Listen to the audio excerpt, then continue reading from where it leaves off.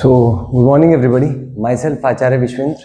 आज optimal physics के बारे में आपसे डिस्कस करूंगा कि ऑप्टिमल फिजिक्स का कॉन्सेप्ट क्या है, क्यों मैंने इसको डेवलप किया है, विजन इसके पीछे क्या है, मिशन क्या है और सबसे इम्पोर्टेंट स्टूडेंट्स को इसकी ज़रूरत क्यों है। तो आइए डिस्कशन स्टार्ट करते हैं। तो सबसे पहला क्वेश्चन है, हम यहाँ से बात स्टार्ट करें कि वाई ऑप्टिमल फिजिक्स, इसकी ज़रूरत क्या है। तो इसमें आप देखें, जो भी बच्चे कॉम्पिटिटिव एग्जाम्स जेई या नीट की तैयारी कर रहे हैं, मैं जब एक स्टूडेंट था तो मैंने अपने आप को देखा, अपने आप को ऑब्जर्व किया, एनालिसिस किया। I used to find a lot of issues related to performance in exams और getting answers from the questions. तो उसमें सबसे फंडामेंटल प्रॉब्लम ये थी कि जब हम पढ़ते हैं तो एक अलग पैटर्न होता है उसका, एक अलग, क्योंकि 10th क्लास तक पढ़ाई एक अलग पैटर्न पे होती है, और जब आप 11th क्लास में स्विच करते हैं तो उसमें एकदम से फोकस होता है प्रॉब्लम सॉल्विंग स्किल्स पे, या न्यूमेरिकल्स जिसको कह सकते हैं, या एनालिटिकल स्किल्स कह सकते हैं उस पे। तो थोड़ा बहुत एक कह सकते हो आपकी 180 डिग्री का चेंज है आपके स्टडी पैटर्न में। 10 तक होता है कि हमने कुछ पढ़ा, उसको लिटरेचर की तरह पढ़ते हैं, कुछ कहानियाँ बनाई, कुछ फैक्ट्स जोड़े और आपस में मिल जोड़ के काम चल जाता है। सब्जेक्टिव क्वेश्चंस आते हैं ज़्यादा, या ऑब्जेक्टिव भी आते हैं, तो उसमें बहुत ही थोड़े प्रोटोटाइप्स हैं, कुछ एक फॉर्मूले हैं जिस पे बेस्ड बहुत सारे क्वेश्चंस हमें प्रैक्टिस करा दिए जाते हैं, और हमें लगता है कि हम तो बहुत परफेक्ट हो गए हैं, बहुत अच्छा स्कोर आता है 10th में। मेरे भी 93% मार्क्स थे मैथ्स और साइंस में, तो मुझे भी लगा कि ये तो हम तो बहुत ही इंटेलिजेंट हो गए। लेकिन 11th क्लास में जैसे ही आते हैं तो सिस्टम पूरा अलग है। बहुत आप कह सकते हैं कि डाइवर्जेंस है चीज़ों में। एक ही चैप्टर में करीबन 25 से 30 फार्मूले आप मान के चले, एक चैप्टर में है। तो आप कैलकुलेशंस करें कि कितना क्वांटिटेटिव लेवल पे काम ज़्यादा है, क्वालिटेटिव पे भी ज़्यादा है, क्योंकि 10th तक बहुत ज़्यादा फोकस नहीं होता है एनालिटिकल स्किल्स पे। अगर आप कॉम्पिटिटिव एग्जाम्स जैसे NTSC, KVPY या और इस तरह के जो एग्ज़ाम्स, अगर आप उनमें जूनियर साइंस ओलंपियाड हो गया, अगर उस तरह की एग्जाम्स की आपने प्रैक्टिस नहीं की है, तो 10th से 11th में जब आप स्विचिंग करते हैं तो बहुत मुश्किल होता है। मैं क्योंकि खुद कर चुका हूँ तो मुझे पता है कि हाउ पेनफुल इट इज़। आप मेहनत भी करते हैं, स्ट्रेस आता है, पढ़ने में मन नहीं लगता, फिर एग्जाम में मार्क्स नहीं आ पाते, और एक ऐसा लूप होल बन जाता है कि जिसमें से बाहर निकलना बड़ा मुश्किल है, और बहुत स्ट्रगल करना पड़ता है उससे बाहर निकलने के लिए। बाय गॉड्स ग्रेस मैंने मेहनत की और उस लूप होल से मैं निकल पाया। जेई मेन 2007, उस समय AEEE के नाम से होता था, उसमें उत्तराखंड स्टेट में मेरा 219 रैंक था, और government engineering college Pantnagar Uttarakhand में इंफॉर्मेशन टेक्नोलॉजी ब्रांच मुझे मिल गया था। तो I had been through all this and I am able to come out of the loop in spite of every negative situation, every emotional, mental, you can say that the traumas. I was able to come out with flying colors and was able to get a seat in government engineering college. So now I think I can share my experience. Then I switched back to Kota in 2011, and since 14 years or 15 years I've been associated with reputed coaching institutes of Kota, and right now I think more than 9200 videos are available on my YouTube channel, official channel, with the name Acharya Vishwendra. My 215 books have been published. These are available on Amazon, Flipkart and Ocean Press, and the subjects I have used are physics, chemistry, maths, metaphysics, spiritualism, neuroscience. So I have tried to write on diverging topics, on diverging subjects. And apart from that, I have I think more than 11.6k tweets, which you call now as X, and I think more than 3100 Instagram reels I have made regarding my work. It's all about my videos for education content for JEE and NEET, and on my books. So all of these things are available online. You can search my name Acharya Vishwendra on Google. You can search my name on any search engine. I have done phenomenal work in education sector. So now I think I am a credible person to talk on something, to talk on some mechanism which can be of use to the future aspirants. So optimal physics is the consensus. It's the overall analysis what I have learned through my working as a student, my struggle when I was preparing for JEE, and my experience by working with thousands of students. So this is the consensus or the nutshell of all of that experience that I want to give through the optimal physics. So I hope you must have got a feeling of the first thing, my work profile. Now let's talk about why it is important. So as I said earlier, the relevance here is of questions and getting the answers from the questions. Thing is that when we start solving a question, or when we start working on a problem, then there is a shift in something inside us. We just feel like we are being, made to enter into entirely different world. Before solving a question, we are busy in playing with some information inside us, which is of low frequency, and we are very comfortable with that. Just analyze yourself. Most of the times, you are busy in either talking externally, you are involved in certain kind of action. But when you start working on a problem, the first thing is you need to transfer your focus on something which is unknown to you. Problem itself feels like trouble. It's, nobody wants problem in life. So that's the basic agenda, that when you see a problem, the first reaction of the brain is activating the flight mode. You will try to escape from the painful experiences of solving a problem. Your brain will activate the flight mode. It can be well shown by neural activity in your brain, but that is not going to work. If you want to do something above average in your life, then first thing is you need to manage, you need to control, or you need to optimize everything happening inside you. It's well said statement that mind is the cause of every problem and every solution.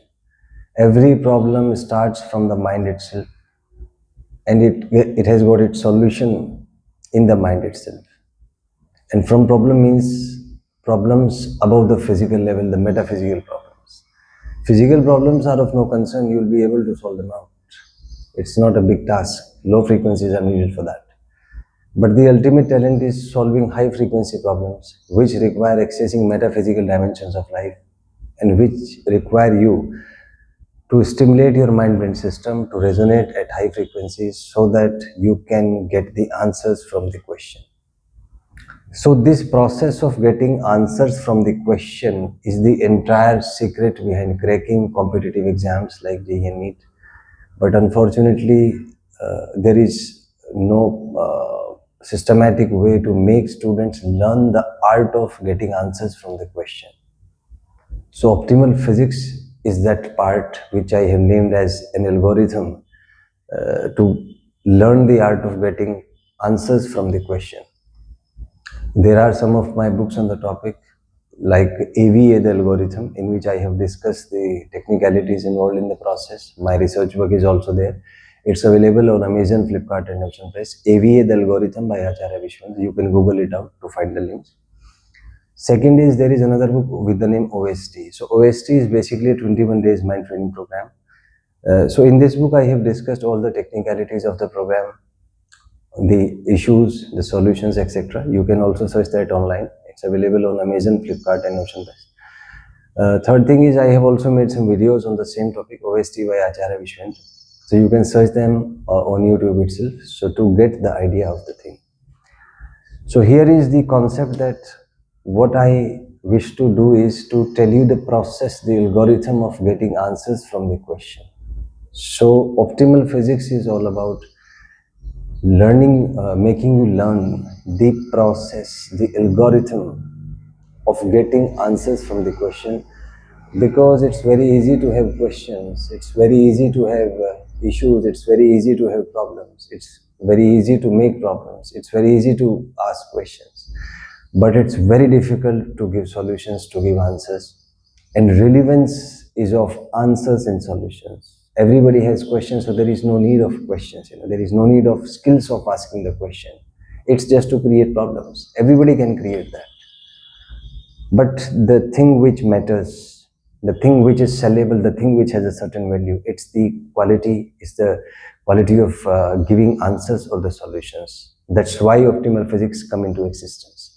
So optimal physics is not just teaching you physics or giving you some lectures or making you to solve certain problems.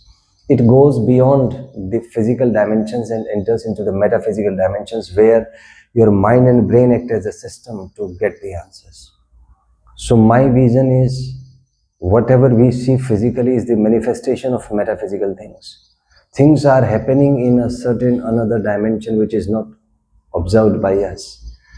Take example of two students. One of the student, is able to crack JEE NEET. Another is not able to crack JEE NEET. So what is the difference? Source of information is same for all. So why they got difference? Teacher is same, institution is same, paper is same. Why result is different? Because there is something which we are missing out here. It's the connectivity of mind and the brain, or the connectivity between physical and the metaphysical dimensions. And this connectivity goes through an algorithm which I have codenamed as OST, or the optimal physics. Is just a way to teach you that algorithm which helps you to connect physicality and metaphysicality, or the brain and the mind. To elaborate it further, let's take the help of an example, because it's very easy to understand through activity, through practice, through experiments. Let's begin. So just ask yourself, how many seconds does a minute has? Just ask yourself, try solving this question. So I think most of you must be able to instantly recall that 1 minute is equals to 60 seconds. All of you must be able to do that. Now make it more complex. How many seconds does an hour has? एक घंटे में कितने second होते हैं?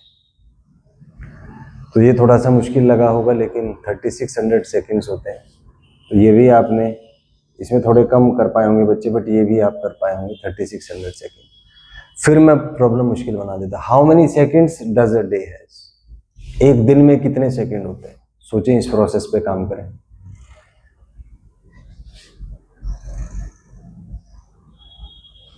तो इसमें दो तरीके से आपने सोचा होगा. एक तो आपने सोचा होगा कि एक दिन में 12 घंटे 12 आवर्स के अकॉर्डिंग आपने कैलकुलेशंस किए होंगे.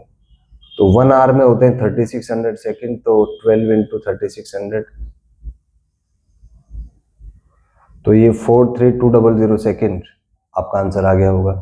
एक अप्रोच होगी, आपने सोचा होगा कि एक दिन में 24 आवर्स होते हैं. तो इसके अकॉर्डिंग 24 इंटू 3600, इसको आप सोल्व करेंगे, 86400 सेकंड आपका आंसर आ गया.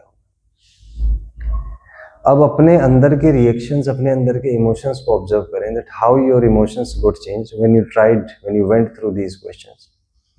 आपने देखा होगा फर्स्ट क्वेश्चन बहुत इजी था, तो आपको बहुत ज़्यादा फील नहीं हुआ होगा, आपको बहुत आसान लगा होगा, बिकॉज इसका जो इन्फॉर्मेशन है वो आपके ऑटोमेटिक मेमोरी में फीड है. पैटर्न्स आपके बने हुए हैं, तो क्योंकि ये आपने बहुत बार रिपीट किया है लाइफ में, तो इसकी वजह से आप इसके साथ कंफर्टेबल हो गए होंगे, आपने बहुत आसानी से बता दिया होगा. सेकंड क्वेश्चन थोड़ा हार्ड लगा होगा, थोड़े कैलकुलेशंस इसमें है, क्योंकि इसमें स्टेप्स ज़्यादा हैं, एल्गोरिथम थोड़े से मुश्किल इसमें यूज होंगे, तो आपको थोड़ा सा मुश्किल लगा होगा. लेकिन थर्ड क्वेश्चन में आई बेट 95% लोगों को इश्यू हुआ होगा, उनको कैलकुलेशंस करने पड़े होंगे, अपने फ्रीक्वेंसीज को चेंज करना पड़ा होगा, और बहुत ही ओड सा आपको लगा होगा, और बहुत कम बच्चे इसको सॉल्व कर पाए होंगे. ये तो मैंने एक बहुत छोटा सा एग्जाम्पल लिया जिसको सभी समझ सकते हैं, जो भी एक आप कह सकते हैं कि 9-10 तक भी जिसने साइंस और मैथ्स पढ़ा है तो उसके लिए आसान है, इसलिए मैंने ये क्वेश्चन यूज किया. मैं अगर इसमें बहुत हाई लेवल का आपसे क्वेश्चन पूछूं, आपको लगता है कि आप बहुत अच्छे इंटेलेक्चुअल लेवल पे हैं, तो अपने आप से पूछें कि ह्यूमन बॉडी के अंदर ब्रेन और माइंड इंटरेक्ट कैसे करते हैं. What is that point through which mind and brain are connected. How mind is able to affect brain, और brain is able to affect mind, और how neurological and psychological things matches. What is that coordination. इसमें आपको एक hint देता हूँ. Scientific perspective से अगर आप देखें तो आपको पता होगा कि बॉस के क्वांटाइजेशन मॉडल के according energies of electrons are quantized. अगर आप किसी सैंपल पे, किसी एटम के सैंपल पे कुछ फ्रीक्वेंसीज एमिट कराएं कुछ एक्सटर्नल सोर्सेज की, तो एटम हर एक फ्रीक्वेंसी अब्जॉर्ब नहीं करेगा. Quantization is there, atom absorbs only specific quantized frequencies. तो ऐसा ही है, एटम के अंदर जो इलेक्ट्रॉन है वो एक फिजिकल डायमेंशन है, उसको आप ब्रेन से कनेक्ट कर सकते हैं. और जो फोटोन ऑफ लाइट है, इट्स जस्ट अ वेव, उसको आप एक वेव से या माइंड से कनेक्ट कर सकते हैं. ये वही कनेक्शन है जो ब्रेन और माइंड के बीच में है. जिस तरह से एक इलेक्ट्रॉन फोटोन के साथ इंटरेक्ट करता है, in the very same way the mind interacts with the brain. And this all makes the mind brain system, and whatever you achieve in life, it's because of the coordination of the mind and brain. Mind और brain आपस में interact करते हैं through the brain waves. जिन brain waves को prove किया जा सकता है इनका existence through EEG it can be proved. ऐसे एक्सपेरिमेंट्स हुए हैं साइकोलॉजी में और इवन न्यूरोलॉजिकल लेवल पे which proves existence of brain waves, and brain waves are nothing but the mode of interaction between brain and the mind. जैसे आप अभी example ले लीजिए, जब हम पढ़ना स्टार्ट करते हैं तो शुरू में हमारे अंदर कुछ है जो पढ़ना नहीं चाहता, जो हमें भगाता रहता है, हमें उलझाता रहता है, इल्यूजन्स में उलझाता रहता है, हमें थॉट्स देता रहता है. लेकिन वो कौन है हमारे भीतर जो हमारे थॉट्स को चैनलाइज करता है, हमें फोकस करने में हेल्प करता है. How it got activated. क्योंकि न्यूरो साइंस के अकॉर्डिंग तो न्यूरो साइंस जो है वो ब्रेन के लेवल में जो न्यूरल एक्टिविटी है केवल उसको सत्य मानता है, बट न्यूरॉन्स को कौन ऑर्डर दे रहा है, and how neurons are able to organize themselves in a certain way. एक जो अच्छा स्टूडेंट है जो जेईई और नीट एग्जाम क्रैक करने में सक्षम है क्योंकि उसके न्यूरॉन्स एक सर्टेन पैटर्न बना लेते हैं. दूसरा स्टूडेंट नहीं कर पाता क्योंकि उसके न्यूरॉन्स में वो कैपेबिलिटी नहीं है. तो क्वेश्चन ये है कि वो neural formation, neural pattern formation capability कैसे दी जा सकती है किसी स्टूडेंट को. आप किसी भी एक्सवाइजेड स्टूडेंट को ले आइए, अगर उसके अंदर ही कैपेबिलिटीज आप डाल दें कि वो अपने न्यूरल पैटर्न्स बना पाए तो वो भी सेम परफॉर्मेंस देगा, वो भी सेम रिजल्ट उसका आएगा. सो यहाँ पर एंटायर टर्निंग पॉइंट आपके न्यूरल पैटर्न फॉर्मेशन का है. एक अच्छा स्टूडेंट है और एक कम अच्छा है और एक बिल्कुल ही बेकार स्टूडेंट है. तीनों में डिफरेंस है न्यूरल पैटर्न फॉर्मेशन का. जो एक अच्छा स्टूडेंट है जो जेईई नीट क्रैक करने में सक्षम है उसके न्यूरल पैटर्न्स एडवांस्ड हैं, उसके एल्गोरिथम्स स्ट्रॉन्ग और कॉम्प्लेक्स हैं. 2 साल में या पिछले 12 सालों में उसने जो पढ़ा था 1 मिनट के अंदर वो सब याद करने में सक्षम है, सब रिटेन करने में सक्षम है. जेईई नीट में लगभग 6000 A4 साइज पेजेस हैं. एग्जाम जिसमें 25 से 30 पेज में से आता है, मतलब 200 में से केवल 1 पेज काम का है, तो प्रोबेबिलिटी 0.5% होगी. तो जो अच्छा स्टूडेंट है, जो शार्प स्टूडेंट है, वो उस इंफॉर्मेशन को एग्जाम के ड्यूरिंग फैच करने में सक्षम होता है, फैच करने में केपेबल होता है. तो वहां से एक डिफरेंस क्रिएट होता है कि क्या कैसे एक स्टूडेंट जो एग्जाम क्रैक करने में सक्षम है और दूसरा जो क्रैक करने में सक्षम नहीं, उसमें डिफरेंस क्या है. तो वहां से वो चीजें क्रिएट होती है. सो डिफरेंस यहाँ पे पैटर्न्स का है और मैंने इसी पैटर्न को पकड़ा क्योंकि आज देखें टीचर्स की कमी नहीं है, एजुकेशन इंस्टीट्यूशंस की कमी नहीं है, online offline training programs abundance में है. बट क्वेश्चन है कि फिर भी आउटपुट क्या है. कितने नए डिस्कवरीज हमने कर दी है, कितने नए ऑपरेटिंग सिस्टम हमने बना दिए, कितने वैक्सीनेशन हमने डेवलप कर दिए. सो ये जो एक एजुकेशन को लेके हमारे देश में भौकाल है और उसमें बड़ी बड़ी बातें हैं और ये चीज़ें हैं, इसका आउटपुट क्या है, फंडामेंटल क्या काम हो गया इससे. कितने ऑपरेटिंग सिस्टम्स आप बना पाए, कितने लोगों को आप रोजगार दे पाए. ऐसा क्या आपने किया कि जिससे आपने जो सीखा है उसको यूज करके सोसाइटी का बेनिफिट हो गया. तो अगर एक बड़े स्केल पे बात करें, इंडिविजुअल लेवल पे है, कुछ स्टूडेंट्स यूएस चले जाते हैं, बाहर कंट्रीज में सेटल हो जाते हैं, बड़े फिट पैकेजेस उनको मिल जाते हैं, करोड़ों में सैलरी होती है, मान लिया ये इंडिविजुअल लेवल पे बहुत अच्छी रिजल्ट है. लेकिन हमारे देश की जनसंख्या लगभग 140 करोड़ है. उनके लिए इसका यूज क्या है, what is use of all this to those people.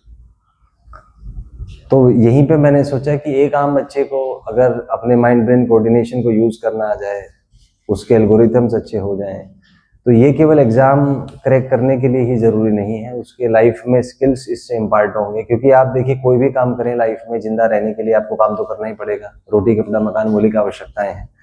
आपका ब्रेन कैसा भी हो, आप अच्छे हो बुरे हो, बहुत अच्छे हो, मेमोरी बहुत शार्प हो, प्रॉब्लम सॉल्विंग अच्छी हो या ना अच्छी हो, रोटी कपड़ा मकान सबको चाहिए. और उसके लिए आपको कम से कम एक काम ऐसा आना चाहिए जिसके बदले में आपको पैसा मिल पाए और आप काम कर पाए.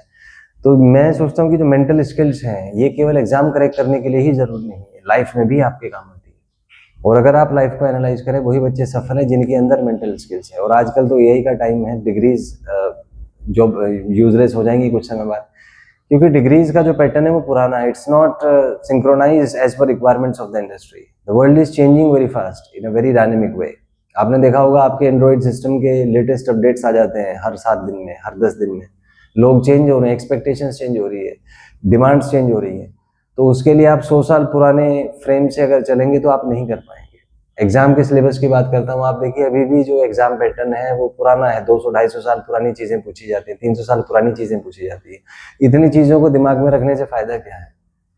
आप देखिए ना, अल्टीमेटली होता क्या है भाई, कोई भी टीचर अगर पढ़ाते हैं तो वो इन्फॉर्मेशन कलेक्ट करते हैं बुक से जो 300-400 साल पुरानी है. उन बुक्स की इन्फॉर्मेशन को अपने माइंड ब्रेन सिस्टम में फिट करते हैं, फिर उसी चीज को बच्चों को बता देते हैं. तो अल्टीमेटली तो ट्रांसफर ऑफ इन्फॉर्मेशन एक तरीके से है फंडामेंटली. तो बच्चे वो चीज़ जो टीचर बता रहे हैं वही बुक से पढ़ सकते हैं, बिकॉज सोर्स ऑफ इंफॉर्मेशन तो बुक्स हैं। तो टीचर का काम है उसमें वो जो पैटर्न सिखाना कि बुक से इंफॉर्मेशन को अपने माइंड सिस्टम में कैसे ट्रांसफर करें और जब ज़रूरत पड़े तो उसको कैसे रिटेन करें। क्योंकि अगर आप बुक्स ओपन कर दें कि भाई आप कोई भी बुक आप यूज़ कर लीजिए, तब भी आप क्वेश्चन सॉल्व नहीं कर पाएंगे, क्योंकि एक टाइम को अगर लिमिटेड कर दें, मान लीजिए जेईई और नीट के एग्जाम में आपको कह दे कि भाई आप बुक्स यूज़ कर लीजिए, तो क्या आपको लगता है कि सारे बच्चे कर पाएंगे?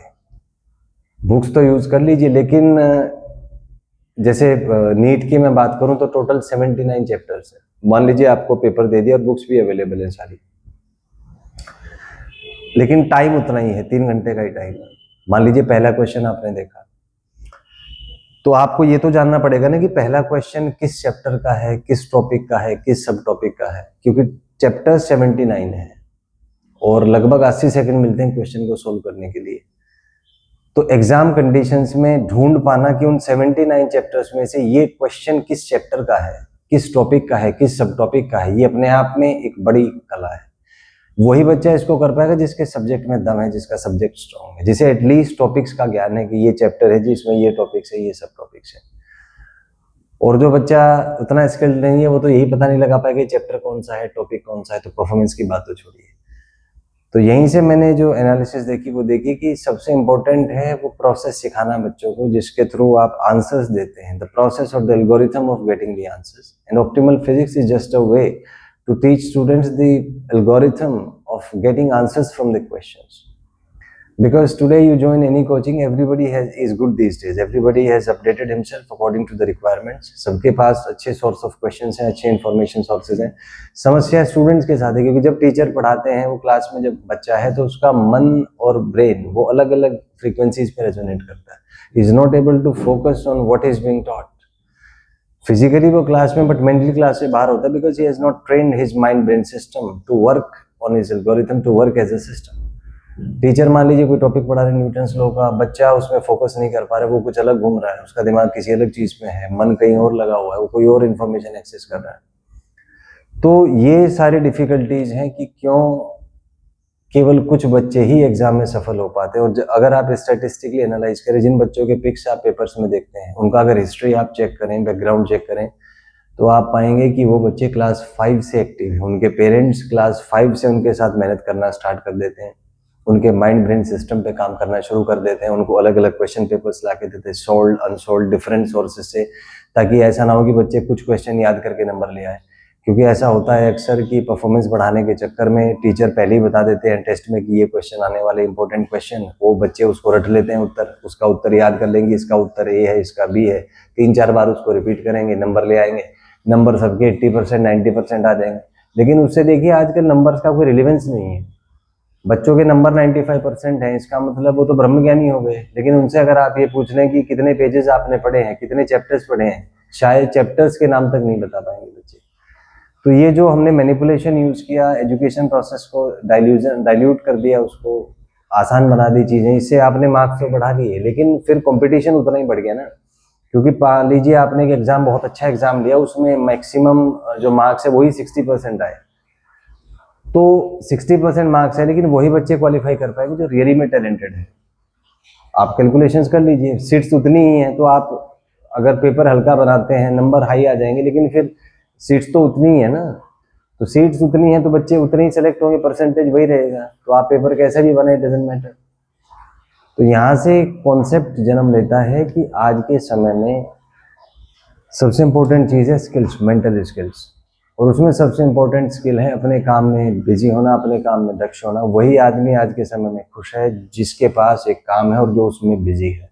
जिस व्यक्ति के पास करने के लिए काम नहीं है, उसको हर जगह समस्या दिखाई देंगी, वो फ्रस्ट्रेशन में रहेगा, डिप्रेशन में रहेगा, कभी ये समस्या कभी वो समस्या, और एक नॉन परफॉर्मिंग एसेट बन जाएगा जो अपने आप दुखी रहेगा और बाकी लोगों को दुखी रखेगा।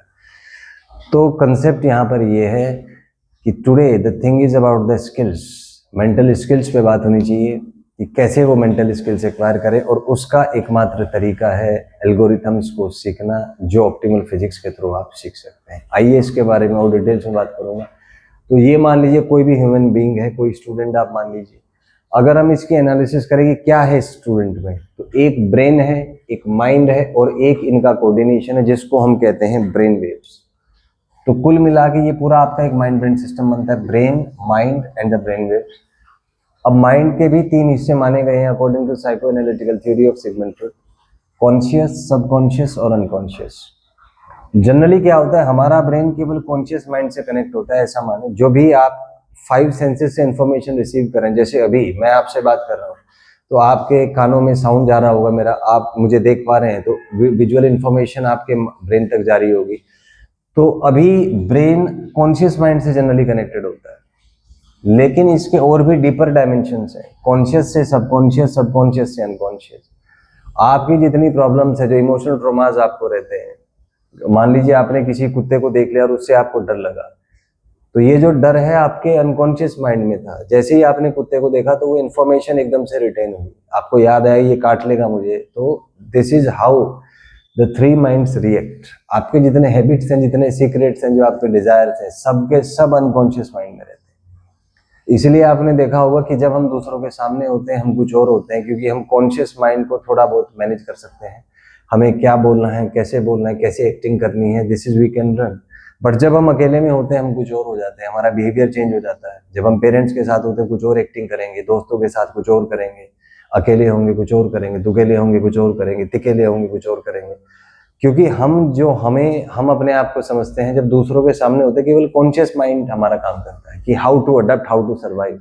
हम इस तरीके से व्यवहार करेंगे जिससे हम हमारे साथ प्रॉब्लम्स कम से कम हो, इश्यूज कम से कम हो, हम एडजस्ट हो जाए।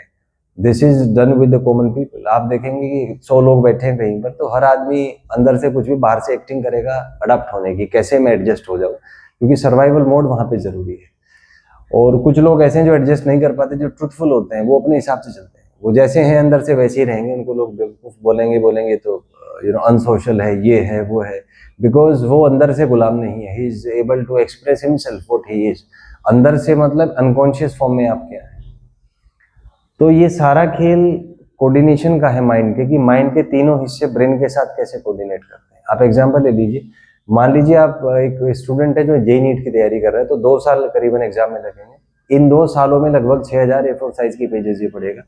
एग्जाम आएगा 25 से 30 पेज में से। अब बच्चा एग्जाम देने बैठा है, उसने पहला क्वेश्चन पढ़ा कि भाई फर्स्ट क्वेश्चन इज, मान लीजिए कि एक बॉडी पे फोर्स लगा, force is equal to -6x, find acceleration as a function of x, mass 3 kg दे दिया।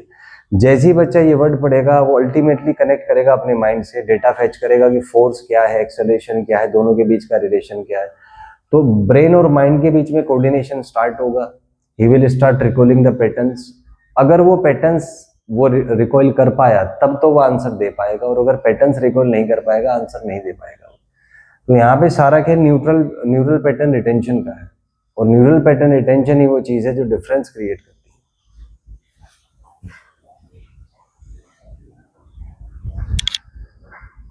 तो लेकिन होता क्या है कि जब आप माइंड के डिफरेंट लेयर्स को एक्सेस करेंगे, तो आपको उसको एक्सेस करने के लिए फ्रीक्वेंसीज को चेंज करना पड़ेगा।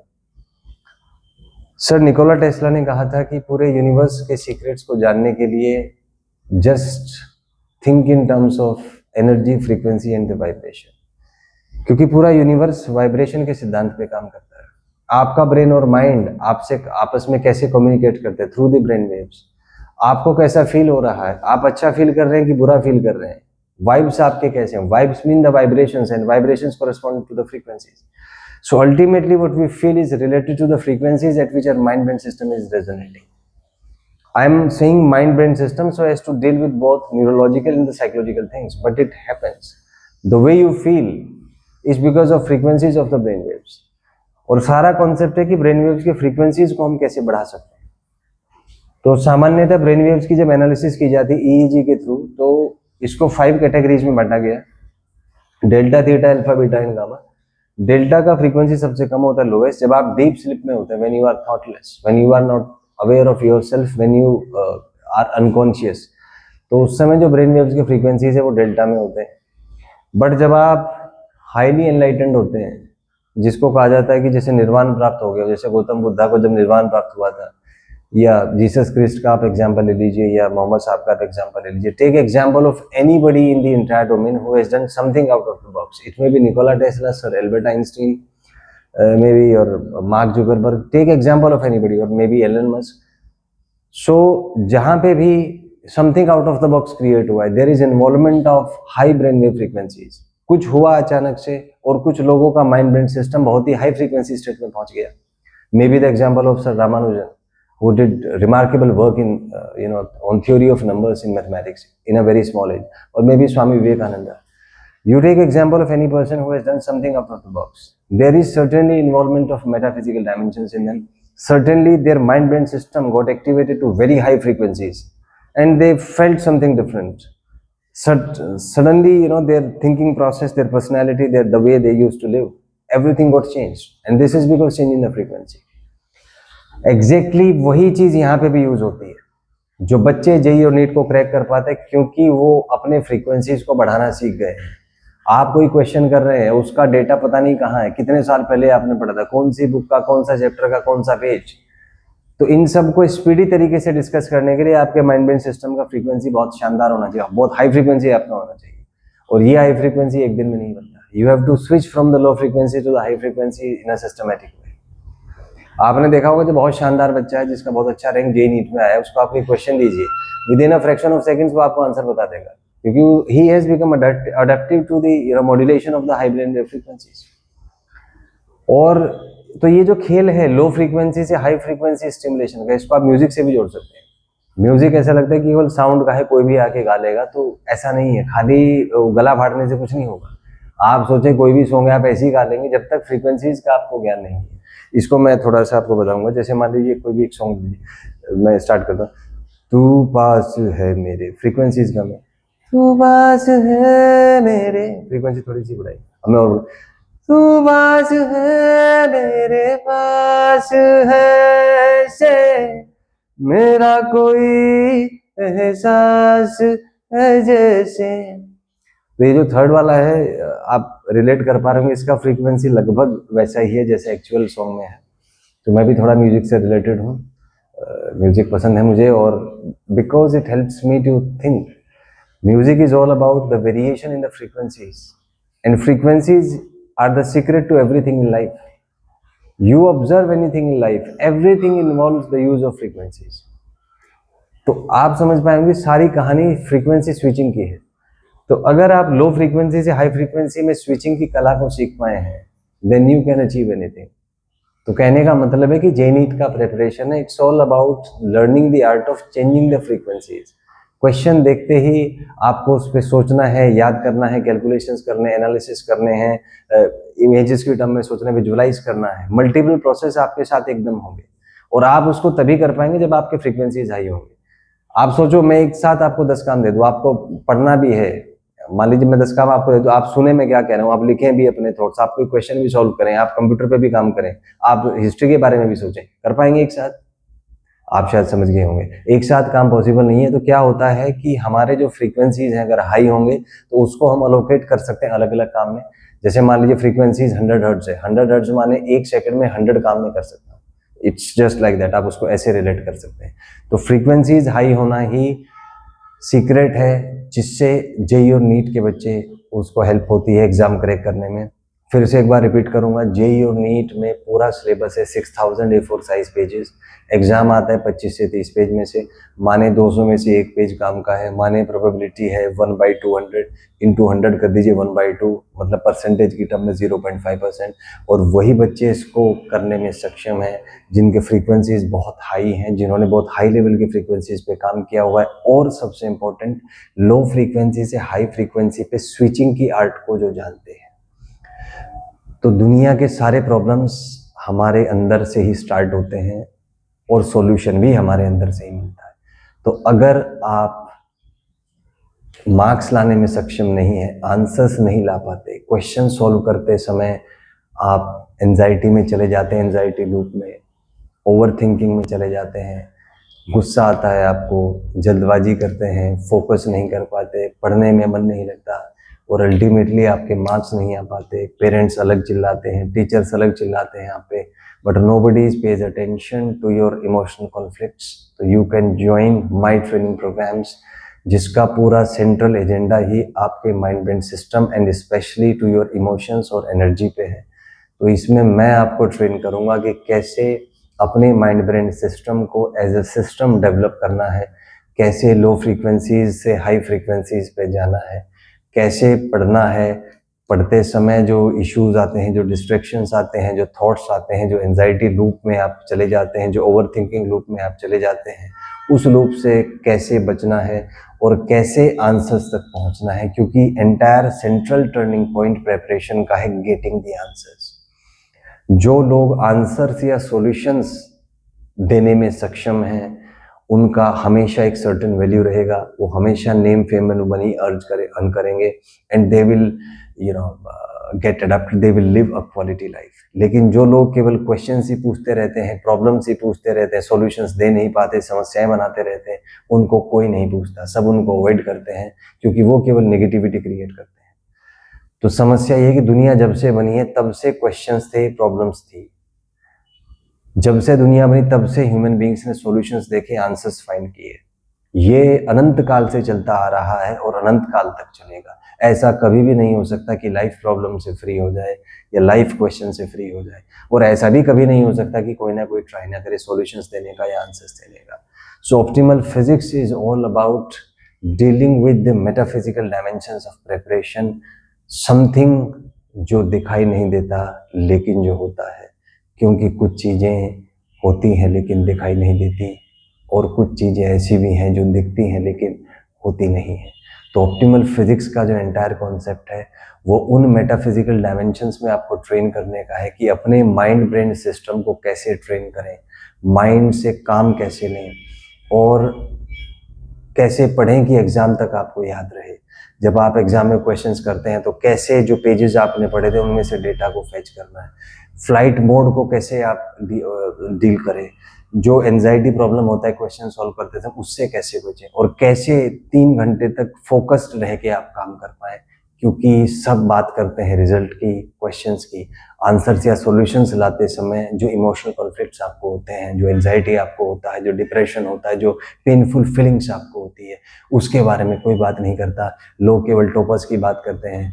टॉपर्स वो हैं जिन्होंने क्लास 5 से प्रिपरेशन किया था, तो वो इन इमोशनल इश्यूज से डील करना सीख गए हैं। उन्होंने अपने माइंड ब्रेन सिस्टम को एडेप्टिव बना लिया है टू द हाई फ्रीक्वेंसीज, तो वो तो झेल जाएंगे। लेकिन एक आम बच्चा जिसका माइंड ब्रेन सिस्टम अभी हाई फ्रीक्वेंसीज पे काम करने के लिए अभ्यस्त नहीं है, वो ये नहीं सीख पाएगा। आप सोचिए म्यूजिक की फॉर्म में कि मैं किसी कोई नया बच्चा आया और उसको एकदम से ही हाई फ्रीक्वेंसी के नोट सिखाऊं, वो नहीं सीख पाएगा, डिप्रेस हो जाएगा, उसका कॉन्फिडेंस और कम हो जाएगा। तो प्रॉपर प्रोसेस है, पहले उसके गले की ट्रेनिंग हो प्रॉपर, फिर उसको रियाज कराया जाए, फिर धीरे धीरे धीरे उसको स्केलिंग सिखाया जाए, लो स्केल, फिर स्केलिंग की शिफ्टिंग, तो जाके धीरे धीरे उसके अंदर एक सिस्टम बनेगा। उसका गला, उसका माइंड, उसका ब्रेन, तीनों जब एक सिस्टम की तरह काम करेंगे, धीरे धीरे धीरे उसमें अडेप्टिविटी आएगी और फाइनली वो भी हाई फ्रीक्वेंसीज पे आ पाएगा। तो कहने का पर्पज़ ये है कि जो बच्चे सेलेक्ट होते हैं जेईई और नीट में, उनको हाई फ्रीक्वेंसी पे काम करना आ गया है, और जो बच्चे सेलेक्ट नहीं हो पाते उनको अभी हाई फ्रीक्वेंसी पे काम करना नहीं आया है, इसलिए वो सेलेक्ट नहीं हो पाए। तो कंसेप्ट यहाँ पर है कि अगर आप बच्चों को सिखा दें कि लो फ्रीक्वेंसी से हाई फ्रीक्वेंसी पे स्विचिंग कैसे करें, तो उनकी लाइफ में एक सर्टेन इम्पैक्ट होगा, वो सेलेक्ट हो पाएंगे, वो मेंटल स्किल्स गेन कर पाएंगे और अपनी लाइफ में नेम, फेम और मनी अर्न कर पाएंगे। If you have any further doubt, you can ask in the comment section. Thank you and have a nice day.